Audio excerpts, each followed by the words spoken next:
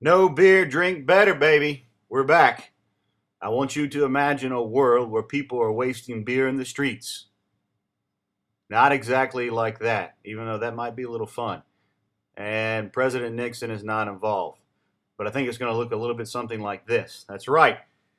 After a lot of ale went bad because of circumstances that were out of local Pilsnerians' hands, they decided they would invest in a new state of the art brewery and contract a competent brewer to come up with a beer that was better. In the 1840s, that meant a brewery capable of making Bavarian-style bottom-fermented brews, that is, lagers. Because of the reputation of Bavarian beer, Bavarian brewmasters, too, were held in high regard. So the citizens of Pilsner not only built a Bavarian brewhouse for Bavarian beer, they even engaged a Bavarian brewer to rescue the Pilsner beer from oblivion. Somebody who looked like this, named Joseph Groll, was hired, and he came to Pilsen to teach the fathers of Pilsnen the German lagering method of brewing. Here we have Pilsner, the Czech Republic, and here's Pilsen in the southwest corner. Quick note, southeast of that, Czech Budějovice is the home of Budweiser, the beer for kings. Now, legend holds that in 1840 a monk had smuggled some of the precious lager yeast out of Bavaria that was heavily guarded possession. Now, when he did this, Joseph Goll used this yeast with some well water, a little light malted barley, and some sandstone caves to make the first Pilsner, or blonde lager, really brewed in 1842, and it was an immediate hit. Using light barley that was only partially malted, Groll added generous portions of the fragrant Saaz hops for this brew. Now, on October 5th, he and other brewers of Pilsner gathered for their first taste of this new beer.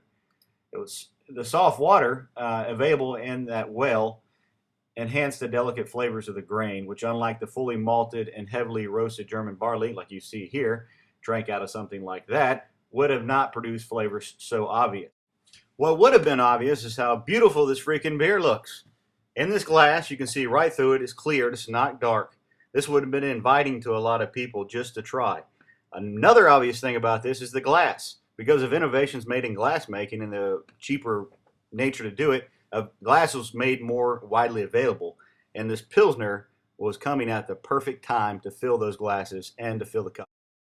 And another important thing to realize and to recognize is that the technological advances made in malting techniques. Here you see from left or from right to left a progression of dark to light to light to really light malts. This advancement was made in England first, probably with the advent of pale malts. It was a very expensive technique at first, but Joseph Groll used this in Pilsen, the Czech Republic, to create this new style light lager called Pilsner. We're going to try StArnolds SummerPils. It's a true Bohemian-style Pilsner. It's crisp and refreshing. It's perfect for a hot summer's day. It has a delicate sweet malt taste complemented by an abundant hop and aroma flavor. The beer is brewed with fine German malts, particularly Durst Pils malts, which gives it a nutty taste, apparently. The beer has copious amounts of noble hops, Czech Saaz, and Halota imported from the Czech Republic. Now, these give low bitterness but high aroma quality. Aha! Here we are. This is got a new camera thing I'm trying out here. This is the StArnold Summer Pils that we're trying. It's a Pilsner from the Czech Republic. Not really, it's from Houston, but it's a Bohemian style just like that one. I'm going to open it up. Let's see if I can get real close here. Ooh, did you see that? Did you see? Oh, there's some. I see it. That's some good CO2. Now, I'm pouring in these Summer Pils in a traditional, non-traditional, whatever, footed, which means there's a space right here between the bottom of the beer and the table, Pilsner glass. So here we go. I'm going to pour it all the way in, too, to get it a good little head. Now, look how pretty that son of a gun is right there. Nice head on it, too. Really nice head. Beautiful color. Beautiful color. Now, let's smell it. Okay, very nice, yeah.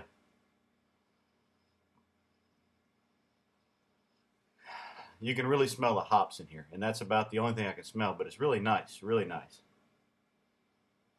I'm a home brewer, and I use a lot of hop pellets, and that's exactly what I'm smelling here. hops, not necessarily pellet form, but a really overbearing hop smell, aroma.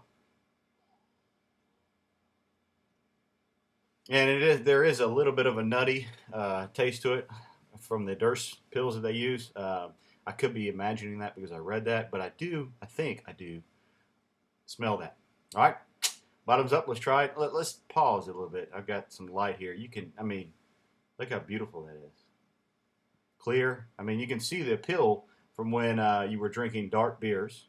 All of a sudden, you have this on the market in a device similar to this, maybe. It really would have been refined looking. The new wine of its day, maybe. Anyway, here we go.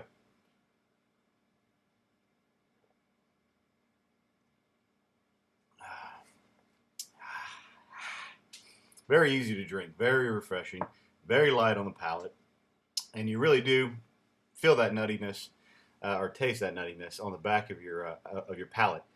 Very bubbly. Will clean your palate really well with some spicy food. Help lift that oil off the tongue and clean the palate for your next bite.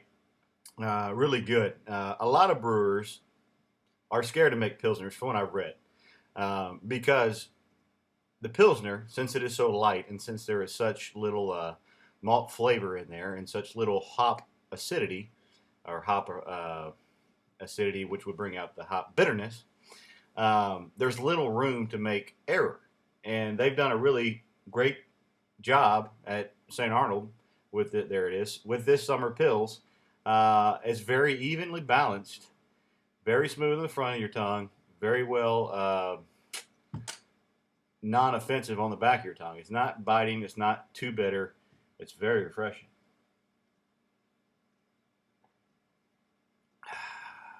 You can almost drink that one gulp if you're a big boy like me. But anyway, this is the St. StArnoldsSummerPils. I'm headed to the beach, and I'm headed there with this. All right. It was kind of an awkward smile, but it was real. Y'all have a good weekend. No beer, drink better. I'll leave you with a few thoughts. Think about this. How do we go from brewing primitively like this to industrially like this, marketing beer in such a way as this? What was I talking about again? Oh, yeah. To marketing beer like this. A beer revolution. How do we come full circle? Think about it. No beer, drink better.